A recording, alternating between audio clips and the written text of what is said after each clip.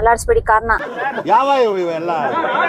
Hi ಎಲ್ರಿಗೂ, welcome back to my YouTube channel.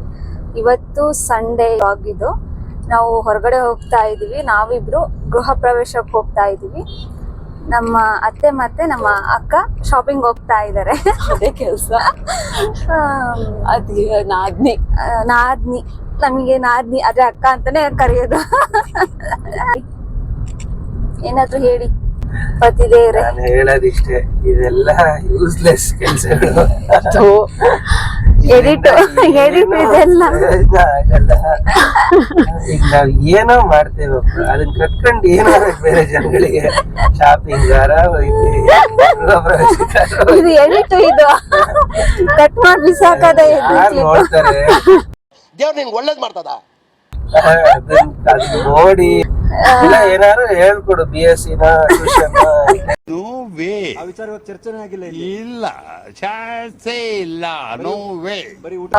Guys, ಇವ್ರದ್ದು review ಬೇಡ. ನಮ್ಮ ನಾದಿ ಇದಾರೆ, ಅವ್ರು ತುಂಬಾ ಒಳ್ಳೆಯವ್ರು ನನ್ನ ಗಂಡಂಗಿಂತ. ಅವ್ರೆ ನನ್ ಯೂಟ್ಯೂಬ್ ಬಗ್ಗೆ ಹೇಳಿ, ನಿಮ್ಗೆ ಏನ್ ಅನ್ಸ್ತಿದೆ ಅಂತ. 4 ಜನ Emotional damage. ನೋಡಿ ಗಾಯ್ಸ್, ಎಷ್ಟು ಕಿಂಡಲ್ ಮಾಡ್ತಾರೆ ನಮ್ ಗಂಡ. ಸಪೋರ್ಟ್ ಹಂಗೆ. ಹೇಳ್ರಪ್ಪ, ಹೇಳ್ರು. ಗುಡ್ ಮಾರ್ನಿಂಗ್ ಎಲ್ಲರಿಗೂ, ಹ್ಯಾಪಿ ಸಂಡೇ. ಸೊ ಈ ಬೆಂಗಳೂರಲ್ಲಿ ತುಂಬಾ ಟ್ರಾಫಿಕ್, ಅದ್ರ ಜೊತೆಗೆ ಸ್ವಲ್ಪ ಶೆಕೆನೂ ಆಗ್ತಾ ಇದೆ. ಸೊ ಒಂದು ಟಿಪ್ ಅಂದ್ರೆ, ಯಾವಾಗ್ಲೂ ನಿಮ್ ಜೊತೆ ವಾಟರ್ ಬಾಟಲ್ ಕ್ಯಾರಿ ಮಾಡಿ, ನೀವೆಲ್ಲೇ ಹೋಗೋದಾದ್ರು. ಹಾಗೆ ಚೆನ್ನಾಗಿ ಸನ್ಸ್ಕ್ರೀನ್ ಅಪ್ಲೈ ಮಾಡಿ. ಆಮೇಲೆ ಸ್ವಲ್ಪ ತಂಪಾದ ಫುಡ್ ತಿನ್ನಿ, ಲೈಕ್ ಸೌತೆಕಾಯಿ ಇರ್ಬೋದು ಅಥವಾ ಹಣ್ಣು ತರಕಾರಿ ಆತರ.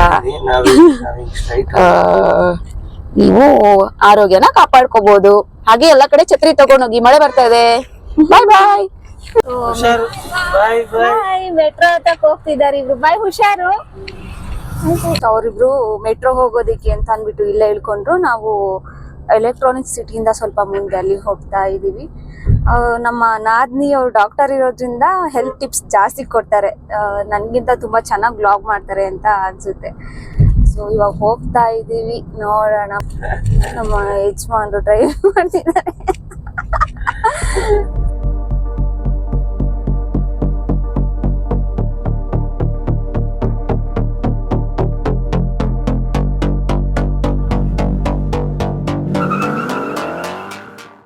ಅದು ಇದು ವಿಡಿಯೋಸ್ ಹಾಕ್ತಿದ್ದೆ, ಏನು ವ್ಯೂಸ್ ಏನು ಬರ್ತಾ ಇರಲಿಲ್ಲ. ಸೊ ಹಿಂಗೆ ಇದ್ರು ನಂದು ಚಾನಲ್ ಕತೆ. ಇವಾಗ ನಾನು ನಂದೇ ಕಂಟೆಂಟ್ ಹಾಕ್ತಾ ಇದ್ದೀನಿ. ನಂದು ಮಾನಿಟೈಸ್ ಆಗೋದಕ್ಕೆ ಎಷ್ಟು ದಿನ ಬೇಕು, ಎಷ್ಟು ತಿಂಗಳು ಅಥವಾ ಎಷ್ಟು ವರ್ಷ ಬೇಕು, ಏನು ಹೇಳೋಕ್ಕಾಗಲ್ಲ. ಕೆಲವೊಬ್ರದ್ದು ತುಂಬ 1 ತಿಂಗಳೊಳಗಡೆ ಮಾನಿಟೈಸ್ ಆಗುತ್ತೆ, ಇನ್ನು ಕೆಲವೊಬ್ರದ್ದು 2 years ಆದರೂ ಬೇಕು. ನೀವು ನೋಡಿರ್ತೀರಾ, ಕೆಲವೊಂದು ಎಷ್ಟೋ ಫೇಮಸ್ ಯೂಟ್ಯೂಬರ್ಸ್ ಎಲ್ಲ ಹೇಳ್ತಾರೆ, ಅವ್ರದ್ದು ವಿಡಿಯೋದಲ್ಲಿ ನೀವು ನೋಡ್ಬೋದು. ಅವ್ರಿಗೂ ಅಷ್ಟೇ ಸಡನ್ನಾಗಿ ಮಾನಿಟೈಸ್ ಆಗಲ್ಲ. ಎಲ್ಲರೂ ಕೇಳ್ತಾರೆ, 1 ಲಕ್ಷದ ಮೇಲೆ ಸಬ್ಸ್ಕ್ರೈಬರ್ಸ್ ಇದೆ, ನಿಮ್ಗೆ ದುಡ್ಡು ಬರ್ತಿದ್ಯಾ ಅಂತ ಹೇಳಿ.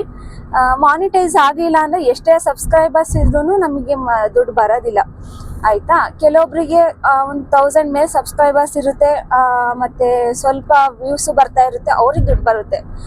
ಅದು ಮಾನಿಟೈಸ್ಗೆ ಅಪ್ಲೈ ಮಾಡಿದ್ದಕ್ಕೆ ಒಂದು ಎಲಿಜಿಬಲ್ ಕ್ರೈಟೀರಿಯಾ ಇದೆ. ಸೊ ಅದನ್ನ ನಾವು ಪಾಸ್ ಮಾಡಿದ್ರಷ್ಟೇ ನಮಗೆ ದುಡ್ಡು ಬರೋಕ್ಕೆ ಸಾಧ್ಯ. ನನಗೆ ಯಾವುದೇ ದುಡ್ಡು ಬರ್ತಾ ಇಲ್ಲ ಇವಾಗ. ಸೊ ಇನ್ನು ಕೆಲವೊಬ್ರು ಕೇಳ್ತಾರೆ, ದುಡ್ಡು ಬರ್ತಾ ಇಲ್ವಲ್ಲ ಮತ್ತೆ ಏನಕ್ಕೆ ವಿಡಿಯೋ ಮಾಡಿ ಹಾಕ್ತೀಯಾ ಅಂತ. ಗಂಡನೇ ಇದ್ದಾನೆ, ಸಾರಿ ಇದ್ದಾರೆ.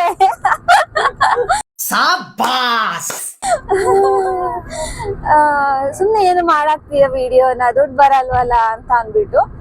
ಬಟ್ ನನಗೆ ಫಸ್ಟಿಂದನೂ ವಿಡಿಯೋ ಮಾಡೋದ್ಕಿಂತ ಎಡಿಟಿಂಗ್ ಅಂದರೆ ತುಂಬ ಇಷ್ಟ ಇರೋದ್ರಿಂದ ಅದೊಂಥರ ಪ್ಯಾಷನ್ ಥರ. ಸುಮ್ಮನೆ ಮನೇಲೇ ಇರ್ತೀನಲ್ಲ ನಾನು, ಏನಾದರೂ ಫೋಟೋಶೂಟ್ ಅಂದರೆ ಏನಾದರೂ ಕ್ಯಾಪ್ಚರ್ ಮಾಡೋದು, ಎಡಿಟ್ ಮಾಡೋದು ಅಂದರೆ ಸಖತ್ ಇಷ್ಟ. ಸೊ ನಾನು ಇನ್ಸ್ಟಾಗ್ರಾಮಲ್ಲೆಲ್ಲ ಆ್ಯಕ್ಟಿವ್ ಇರೋದ್ರಿಂದ ಯೂಟ್ಯೂಬ್ನ ಒಂದ್ಸಲ ಟ್ರೈ ಮಾಡೋಣ ಅಂತ ಮಾಡ್ತಿರೋದಷ್ಟೇ. ದುಡ್ಗೋಸ್ಕರ ಮಾಡೋದಾದರೆ ಯೂಟ್ಯೂಬ್ ಯಾವುದೂ ಸಕ್ಸಸ್ ಆಗಲ್ಲ. ತುಂಬ ಜನ ಎಕ್ಸಾಂಪಲ್ ಇವರೇ ಹೇಳ್ತಾ ಇದ್ರು, ಇವ್ರಿಗೆ ಗೊತ್ತಿರೋರು ತುಂಬ ಜನ ಯೂಟ್ಯೂಬ್ ಓಪನ್ ಮಾಡಿದ್ರು, ಮತ್ತು ಅದೆಲ್ಲ ಅಲ್ಲಿಗೆ ಸ್ಟಾಪ್ ಮಾಡಿದ್ರು ಅಂತ. ಸೊ ಕೆಲವೊಬ್ರಿಗೆ ಅಂತ ಅಂದರೆ ದುಡ್ಡು ಮಾಡಬೇಕು ಅಂತ ಯೂಟ್ಯೂಬ್ ಸ್ಟಾರ್ಟ್ ಮಾಡ್ತಾರೆ. ಅವ್ರು ಅದ್ರ ಮೇಲೆ ಪ್ಯಾಷನ್ ಇರಲ್ಲ, ಇಂಟ್ರೆಸ್ಟೇ ಇರಲ್ಲ, ಏನೋ ಒಂದು ದುಡ್ಡು ಮಾಡ್ಬೋದು ಅಂದ್ಕೊಂಡು ವಿಡಿಯೋ ಸ್ಟಾರ್ಟ್ ಮಾಡ್ತಾರೆ. ಅದು 6 ತಿಂಗಳಾದ್ರೂ ಆಗ್ಬೋದು, ವರ್ಷನಾದ್ರೂ ಆಗ್ಬೋದು, 2 ವರ್ಷನಾದ್ರೂ ಆಗ್ಬೋದು ದುಡ್ಡು ಬರೋದಕ್ಕೆ. ಅಂದ್ರೆ ದುಡ್ಡು ಬರೋ ತರ ನಮ್ದು ಕ್ರೈಟೀರಿಯಾ ನಾವು ಪಾಸ್ ಆಗೋದಕ್ಕೆ. ಸೊ ಅವ್ರಿಗೆ ಇಂಟ್ರೆಸ್ಟ್ ಹೋಗ್ಬಿಡುತ್ತೆ. ಸೊ ಅವಾಗ ಏನ್ ಮಾಡ್ತಾರೆ, ಇದೆಲ್ಲ ಯೂಸ್ಲೆಸ್ ಅಂತ ಅಂದ್ಬಿಟ್ಟು ವಿಡಿಯೋ ಮಾಡೋದನ್ನ ಬಿಟ್ಬಿಡ್ತಾರೆ.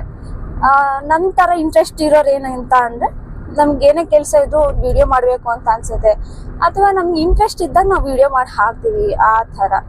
ಸೊ ಯಾರಾದ್ರೂ ಯೂಟ್ಯೂಬ್ ಮಾಡ್ಬೇಕು ಅಂತ ಇದ್ರೆ ಇದನ್ನ ತಲೆಯಲ್ಲಿ ಇಟ್ಕೊಳ್ಳಿ. ನೀವು ದುಡ್ಡು ಮಾಡ್ಬೇಕು ಅಂತ ಬಂದ್ರೆ ನಿಜವಾಗ್ಲೂ ನಿಮ್ಗೆ ಇಂಟ್ರೆಸ್ಟು ಇರಲ್ಲ. ಇಂಟ್ರೆಸ್ಟ್ ಇರೋರು ಮಾಡೋರ್ಗೆನೆ ಒಂದೊಂದ್ಸಲ ಇಂಟ್ರೆಸ್ಟ್ ಬರಲ್ಲ ವಿಡಿಯೋ ಮಾಡಿ ಅಪ್ಲೋಡ್ ಮಾಡೋದಕ್ಕೆ. ಯೂಟ್ಯೂಬ್ ವಿಡಿಯೋಸ್ ಮಾಡ್ತಾರೆ ಅಂತ ಹೇಳ್ತೀವಿ, ಬಟ್ ತುಂಬಾ ಕಷ್ಟ ಅದು. ನಾವು ಕಾಪಿರೈಟ್ಸ್ ಬಗ್ಗೆ ನೋಡ್ಬೇಕು, ಮತ್ತೆ ನಮ್ದು ಏನ್ ಕಂಟೆಂಟ್ ಕೊಡ್ತಾ ಇದೀವಿ ಆ ಜನಗಳಿಗೆ ಇಷ್ಟ ಆಗುತ್ತಾ, ಮತ್ತೆ ನಾವು ಯಾವ ತರ ಮಾತಾಡ್ತಾ ಇದೀವಿ. ಅದ್ರ ಜೊತೆಗೆ ಇನ್ನೊಂದು ಏನಂತ ಅಂದ್ರೆ, ನಾವು ಮಾಡಿದ ವಿಡಿಯೋಸ್ ನೋಡಿ ಬೇರೆಯವ್ರು ಏನಂತಾರೋ, ಇದೊಂದು ದೊಡ್ಡ ಕ್ವಶನ್ ಮಾರ್ಕ್. ತುಂಬಾ ಜನಕ್ಕೆ ಯೂಟ್ಯೂಬ್ ಮಾಡ್ಬೇಕು ಅನ್ನೋದು ತುಂಬಾ ಆಸೆ ಇರುತ್ತೆ, ಬಟ್ ಅಕ್ಕಪಕ್ಕದವ್ರು ಏನಂತಾರೆ, ನಂಗೆ ಗೊತ್ತಿರೋರು ಏನು ಕಿಂಡಲ್ ಮಾಡ್ತಾರ, ಈ ತರ ಎಲ್ಲ ಇರುತ್ತೆ. ಬಟ್ ನೀವು ಸ್ಟಾರ್ಟ್ ಮಾಡೋರ್ಗು ಅಷ್ಟೇ ಹಂಗ ಅನ್ಸುತ್ತೆ. ಕಿಂಡಲ್ ಮಾಡ್ತಾರಲ್ಲ, ಅವ್ರ ಹತ್ರ ತಗೊಂಡೋಗ ಒಂದ್ 5 ಸೆಕೆಂಡ್ ಮಾತಾಡಿ ಅಂತ ಕೊಡಿ, ಬಟ್ ಅವ್ರಿಗೆ ಮಾತಾಡಕ್ಕೆ ಆಗಲ್ಲ. ಎಷ್ಟು ಕಷ್ಟ ಇರುತ್ತೆ ಅಂತ ಅವಾಗ ಅವ್ರಿಗೆ ಗೊತ್ತಾಗುತ್ತೆ.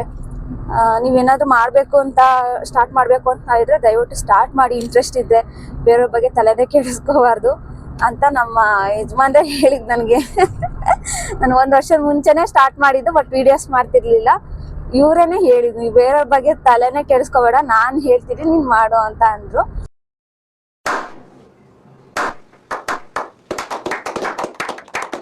ಇವ್ರು ಧೈರ್ಯ ಕೊಟ್ಟಿದ್ರಿಂದಾನೇ ನಾನು ಸ್ಟಾರ್ಟ್ ಮಾಡಿರೋದು. ನೋಡೋಣ ಎಲ್ಲಿವರೆಗೂ ಹೋಗಿ ಮುಟ್ಟುತ್ತೆ, ಎಷ್ಟು ವ್ಯೂಸ್, ಎಷ್ಟು ಸಬ್ಸ್ಕ್ರೈಬರ್ಸ್ ಆಗ್ತಾರೆ, ಎಷ್ಟು ಜನ ನಮ್ಮನ್ನ ಲೈಕ್ ಮಾಡ್ತಾರೆ ನೋಡೋಣ. ಸೊ ಇಷ್ಟು ಹೇಳೋದಕ್ಕೆ ಇಷ್ಟಪಡ್ತೀನಿ. ಜಾಸ್ತಿ ಹೇಳಿದ್ರೆ ನಿಮಗೂ ಬೋರ್ ಆಗುತ್ತೆ.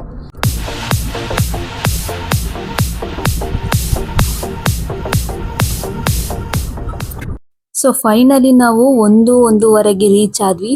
ಆಗ್ಲೇ ಫಂಕ್ಷನ್ ಎಲ್ಲ ಮುಗ್ದು ಊಟ ಮಾಡ್ತಾ ಇದ್ರು. ಇವ್ರ ಫ್ರೆಂಡ್ಸ್ ಎಲ್ಲ ಬಂದಿದ್ರು, ಎಲ್ಲಾರನ್ನು ಮಾತಾಡಿಸ್ಕೊಂಡು ಎಲ್ಲ ಒಟ್ಟಿಗೆ ಮನೆ ಒಳಗಡೆ ಹೋದ್ವಿ. ಹೋಗಿ ದೇವರಿಗೆ ಪೂಜೆ ಮಾಡಿ ಕೈ ಮುಗ್ದು ಎಲ್ರನ್ನು ಮಾತಾಡಿಸಿ ಫೋಟೋ ತೆಗಿಸ್ಕೊಂಡು ಊಟ ಮಾಡೋಣ ಅಂತ ಅಂದ್ಬಿಟ್ಟು ಆಚೆ ಬಂದ್ವಿ.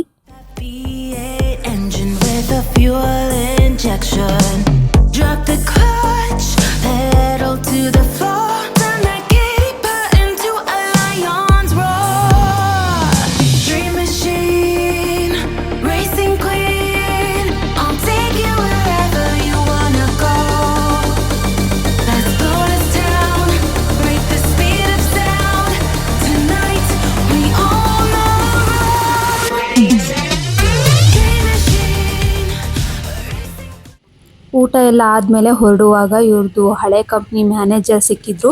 ಅವ್ರನ್ನೂ ಮಾತಾಡಿಸ್ಕೊಂಡು ಅಲ್ಲಿಂದ ಹೊರಟ್ವಿ. ಅಲ್ಲಿಂದ ನಮ್ಮ ನಾದಿನಿ ಮತ್ತು ಅತ್ತೆನ ಪಿಕ್ ಮಾಡೋದಕ್ಕೆ ಅಂತ ಅಂದ್ಬಿಟ್ಟು ಡೈರೆಕ್ಟ್ ನಾವು ಅಲ್ಲಿಗೆ ಹೊರಟ್ವಿ. ಆನ್ ದ ವೇ ತುಂಬ ಮಳೆ ಬರ್ತಾ ಇತ್ತು.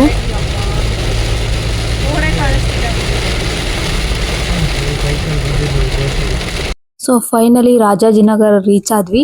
ಅಲ್ಲಿ ನಮ್ಮ ನಾದಿನಿ ಮತ್ತೆ ಅತ್ತೆನ ಪಿಕ್ ಮಾಡ್ಕೊಂಡು ಮನೆಗೆ ವಾಪಸ್ ಬಂದ್ವಿ. ಸೊ ಇದಾಗಿತ್ತು ಇವತ್ತಿನ ವಿಡಿಯೋ ಇಷ್ಟ ಆಗಿದ್ರೆ ಲೈಕ್ ಮಾಡಿ, ಮತ್ತೆ ಸಬ್ಸ್ಕ್ರೈಬ್ ಮಾಡಿ, ನಿಮ್ಮ ಫ್ರೆಂಡ್ಸ್ಗೆಲ್ಲ ಶೇರ್ ಮಾಡಿ. Thank you. Bye bye.